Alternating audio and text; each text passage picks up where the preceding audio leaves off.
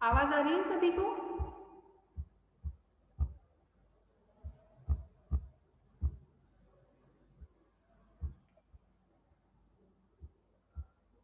कोई एक रिप्लाई करे, मुझे आवाज आ रही है?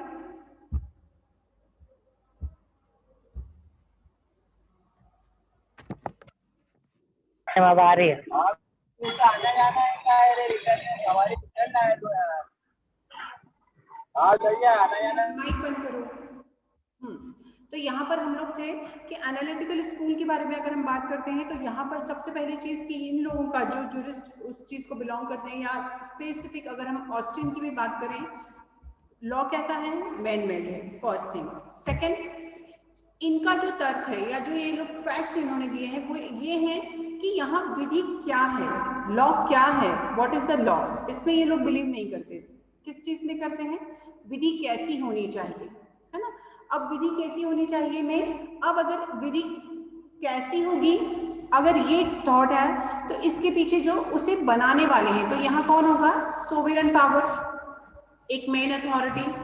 उस मेन अथॉरिटी के पीछे there should be a command. अब कमांड एक, अगर किसी ने या कोई सोवरेन अथॉरिटी है, उन्होंने कोई भी तर्क दिए हैं या कोई चीज ऐसी मेंशन की है कि ये चीजें स्टेट पर एप्लीकेबल होंगी, स्टेट के लोगों को ये काम करने हैं, ये नहीं करने हैं, मींस उसके पीछे अगर लोग उस कमांड को नहीं मानते हैं तो जो आपका थर्ड पॉइंट है वो है सैंक्शन, शास्ति।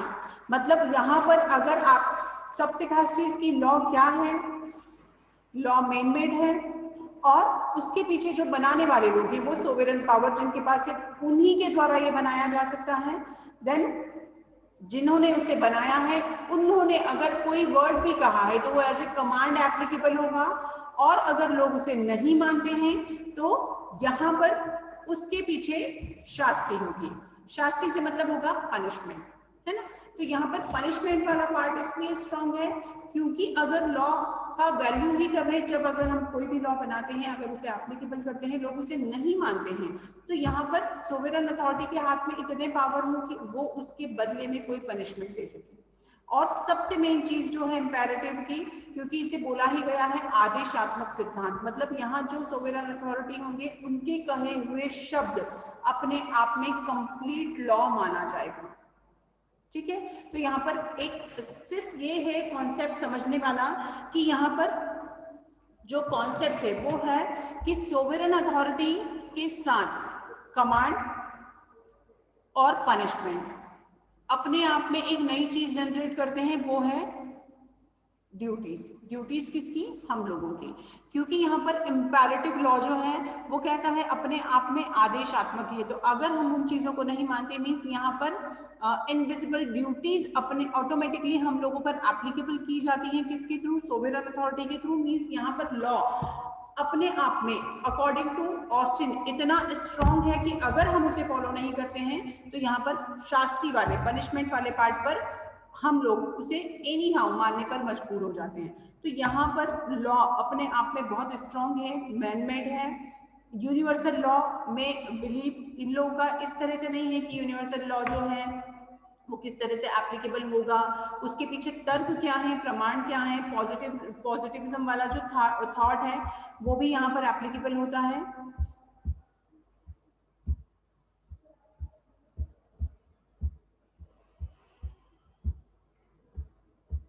देखिए सबसे खास चीज इसमें कि अगर किसी कॉन्सेप्ट को हम देखते हैं तो यहाँ हर एक चीज के पीछे जो मेन लॉजिक है वो है हैप्पीनेस ऑफ द पीपल।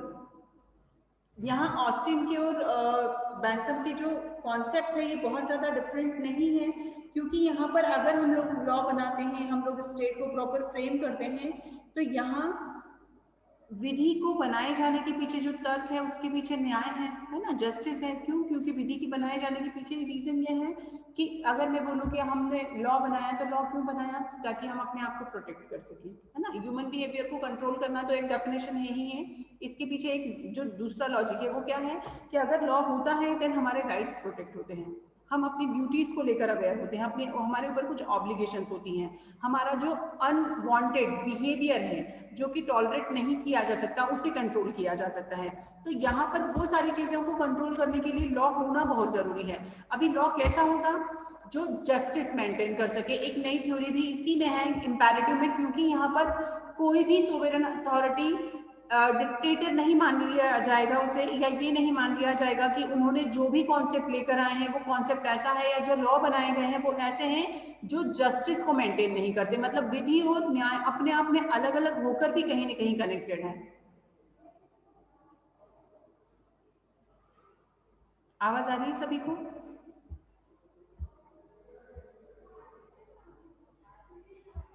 क्योंकि न्याय का जो जस्टिस का जो कनेक्शन है वो किस तरह से है कि अगर लॉ का वायलेशन होता है और उस जिसने वायलेट किया है उसे अगर पनिशमेंट मिलता है तो ऑटोमेटिकली हम यहाँ पर जिस व्यक्ति के अगेंस्ट लॉ ब्रेक किया गया है और जिसके अगेंस्ट ये क्राइम किया गया है उसे मिलने वाला न्याय अपने आप में लॉ को और ज्यादा स्ट्रॉन्ग बना देता है ना।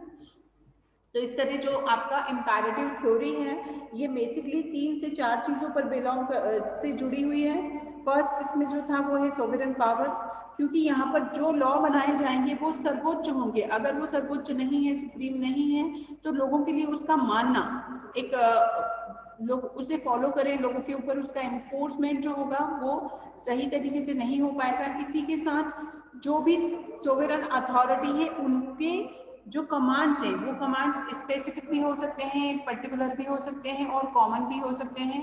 सभी के लिए रूल्स रेगुलेशंस जो बनाए जाएं, जो ऑर्डर्स दिए जाएं, वो ऑर्डर्स ऐसे हों कि लोग उसे मान सकें और लोगों के लिए मानना वो कंपलसरी है। अगर नहीं माना जाता है तो उसके पीछे कोई सैंक्शन डेफिनेटली होगा जो उन्हें उस कानून को का पालन करने के लिए